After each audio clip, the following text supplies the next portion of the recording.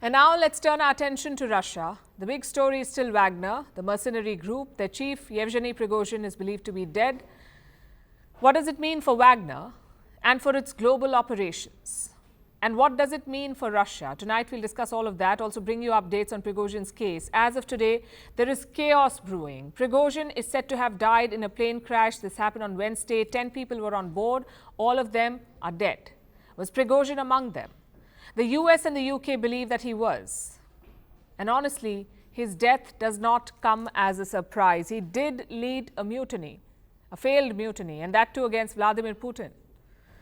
He's not known to take prisoners. Putin comes down hard on those who challenge his authority. Prigozhin did it 2 months ago, and now he's dead. Exactly 2 months. Too dramatic to be a coincidence. The West is publicly pointing fingers at Vladimir Putin. Others are whispering in private. There are rumors of a Russian missile attack, an S-300 missile bringing Prigozhin's plane down, or a bomb being smuggled onto the plane in a wine crate. All sorts of stories. We have no confirmation on how the plane crashed. And the Kremlin has denied any involvement. Yesterday, Putin offered his condolences. He said the contributions of the Wagner Group will not be forgotten. As for the aviation tragedy, first of all, I want to express my sincerest condolences to the families of all the victims. It is always a tragedy. Indeed, if there were, and the primary data indicates that there were employees of the Wagner PMC, I would want to note that these people made a significant contribution to our common cause of fighting the neo-Nazi regime in Ukraine. We remember this, we know it, and we will not forget it. It's not just Wagner contributions in Ukraine. Putin acknowledged the group's role in Africa too, and how Prigozhin set up a successful empire there. He was a talented person, a talented businessman. He worked not only in our country and worked with results, but also abroad in Africa, in particular. He was involved in oil, gas, precious metals and stones there. Was Putin's message a bit to calm things down, a way to placate the Wagner Group and its supporters? Because there has been an outpouring of grief. Memorials have been set up in various Russian cities. People have been paying their respects, and they're doing this for a man who challenged the Russian state, for a man who marched almost to the gates of Moscow. Prigozhin has public sympathy in Russia. There's also anger over his death. Some Wagner fighters have sworn vengeance. They've threatened another march to Moscow. Remember, after the failed mutiny, thousands of Wagner troops went to Belarus. It is not far. So another march is very much possible if that's what they decide. Is that what Putin was trying to prevent with his statement? Or does he have another plan? His reference to Africa was telling. The Wagner Group has a strong presence there. They operate in Libya, the Central African Republic and Mali. We know that for certain. It seems there were plans for an expansion. Just look at Prigozhin's last message. It was released on Monday, less than 2 days before his death. This is what he said. We are working. The temperature is 50 plus. Everything is as we like. Wagner PMC conducts reconnaissance and search actions, makes Russia even greater on all continents and Africa more free. Justice and happiness for the African people.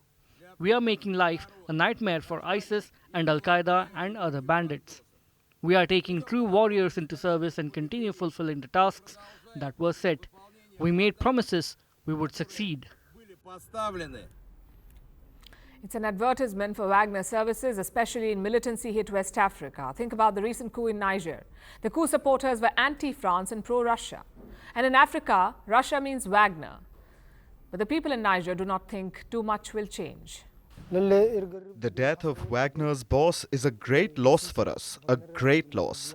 But we must believe he will soon be replaced in order to ensure the continuity of the group's activities. Wagner has been Russia's long arm in Africa, a way for them to expand their footprint. It propped up the regimes in Mali and the Central African Republic. It's been fighting on the side of rebels in Libya. On Tuesday, a senior Russian defense official visited Libya. He said Wagner troops would report to a new commander. Now, this was 1 day after Prigozhin's video came out and 1 day before he was killed.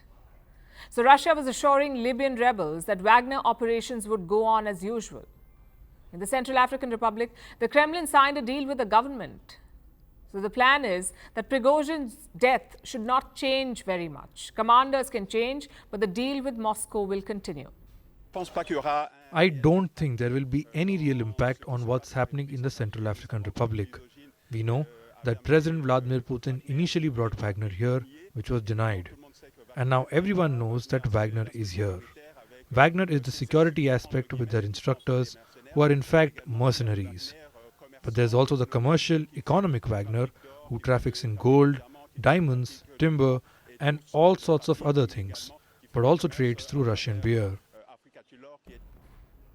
He mentioned the economic Wagner. Putin too spoke about it, about Prigozhin's successful business empire. You see, Wagner Group isn't just about mercenaries. They operate mines and logging companies in Africa. They get a part of the profits for protecting oil fields in Syria. Wagner is like a diverse multinational company. And that will be one of its biggest challenges now. Prigozhin is dead, along with his core team. They're the ones who control this vast business empire. It will not be easy to replace them. But the thing is, Russia may not want to replace them.